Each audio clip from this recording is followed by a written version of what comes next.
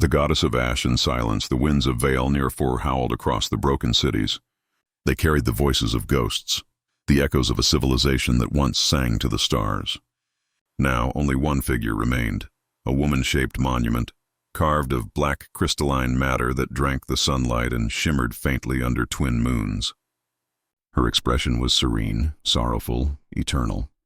Her name had been forgotten long before the sands buried her feet.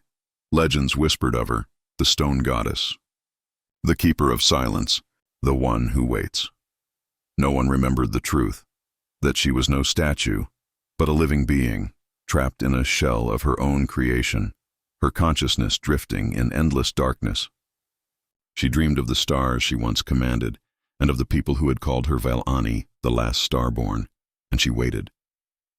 For 1,000 years she waited, until something small, fragile, and loud fell from the sky, burning through the atmosphere like a defiant comet. Captain Elias Mercer hated uncharted space. It was beautiful, yes, but beauty meant nothing when your ship was running on fumes and your jump drive was fried halfway between mapped sectors. The TSS Horizon wasn't much to look at, a Terran long-range survey vessel with more scars than paint.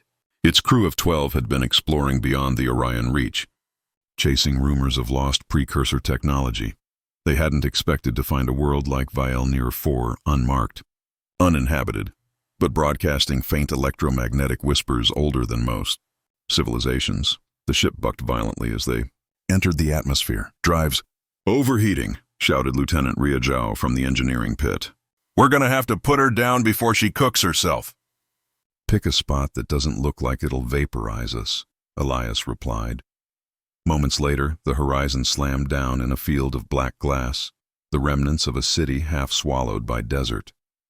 The landing struts sank into ancient sand. When the dust cleared, Elias looked out the viewport and saw her. The statue. She stood alone among collapsed towers and the remnants of a shattered colonnade. The stormlight reflected off her obsidian surface, casting eerie ripples across the dunes. Ria's scanner beeped uncertainly. Captain, that's not stone. Composition's impossible. Organic lattice structure, hyperdense neural filaments. Whatever that thing is, it's alive. Alive, Elias repeated, stepping closer to the viewport. And it's been standing there for how long? Estimates say roughly 982 Terran years, said the ship's AI, Vera. Give or take a few centuries. He exhaled. 1,000 years. There was something magnetic about her, not beauty in the traditional sense, but presence. She radiated sorrow, power, and patience. He didn't know why, but he felt drawn to her. Elias made his decision. Suit up. We're going out. The air was dry and heavy, the kind that seemed to swallow sound. When they approached the statue, Elias felt static against his skin, like the air itself recognized them. Readings are spiking, Ria said. Energy signatures off the charts. There's something dormant inside her, like a neural field waiting for input. Input, Elias repeated. You mean, like speech recognition? Ria frowned. Captain, this tech is older than our species. It's not going to... You look lonely, Elias said quietly. It wasn't planned. It wasn't science. It was instinct. The moment the words left his lips, the ground trembled. A deep pulse rolled through the air. Not a sound, but a feeling, a heartbeat awakening after an age. Cracks formed in the statue's surface. Light poured through them, white, silver, and violet. Then she moved. Her eyelids opened. 2 eyes like dying stars stared down at him. The crew stumbled back in shock. Elias couldn't move. Who? She said, voice like thunder whispered through water. Speaks? I do, Elias said, breath unsteady. Captain Elias Mercer, Terran Space Survey. Terran, she echoed. A sound I have not heard since the dawn faded. She tilted her head, studying him with infinite curiosity. Do you know my name, child of soul? Elias shook his head. No. Then how, she whispered, did you wake me? When the energy storm settled, she stood not as a statue, but as a being of flesh and light, humanoid in form, yet alien in grace. Her skin shimmered faintly, patterns of living circuitry flowing beneath the surface. She called herself Violani, once of the Starborn Accord. They had ruled this quadrant before the birth of Earth, a civilization of pure intellect. wielding technologies that shaped space-time and consciousness itself, but they had created something they could not control. The Ethern Forge, a machine meant to create new stars and perfect minds. Instead, it devoured them. It turned the Accord's greatest creations into weapons, erased entire systems to fuel its hunger for evolution. To stop it, Violani and her kind sealed themselves within stasis lattices, vessels of living crystal, waiting for the universe to heal. But her seal had failed. She had stayed awake, trapped in endless awareness, alone, until a human voice reached her. "Your kind carries the spark," she said softly. "The defiance of entropy, the will to persist."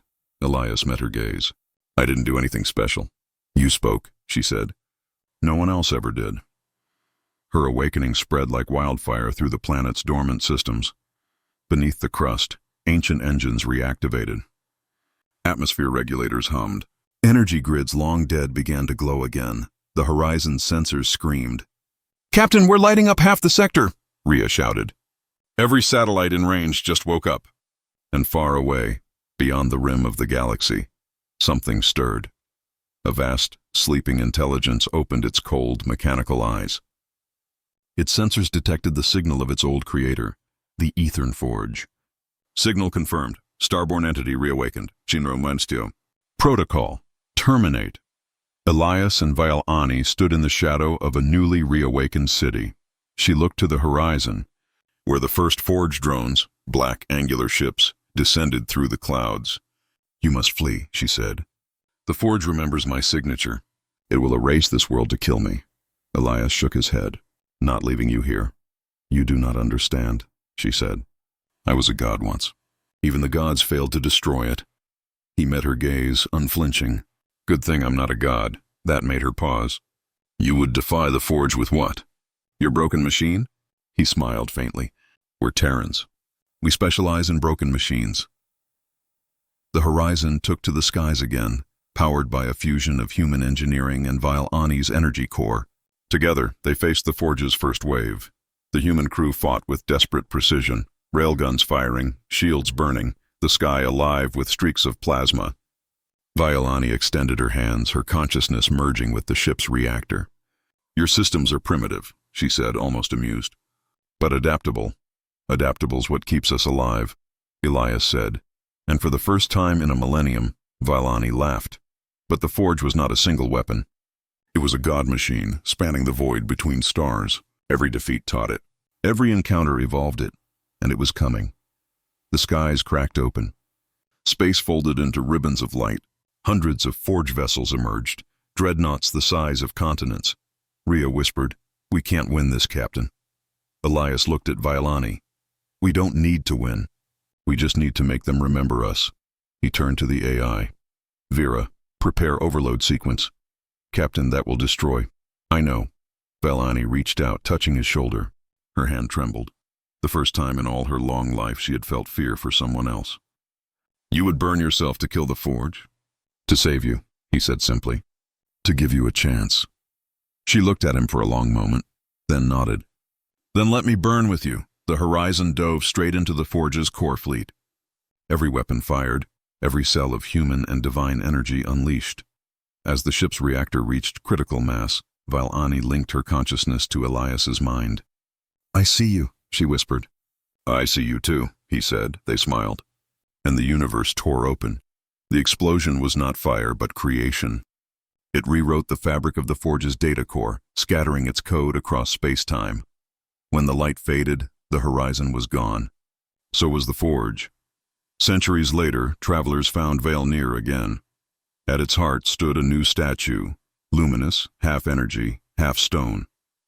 Her eyes looked toward the stars, a faint smile on her lips. Beneath her feet were words etched in 2 languages.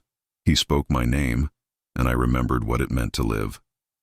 Violani, last of the Starborn.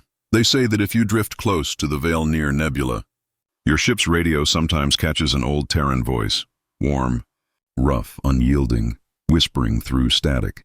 "Hey." Vial, still there, and if you listen closely, you'll hear her answer, always.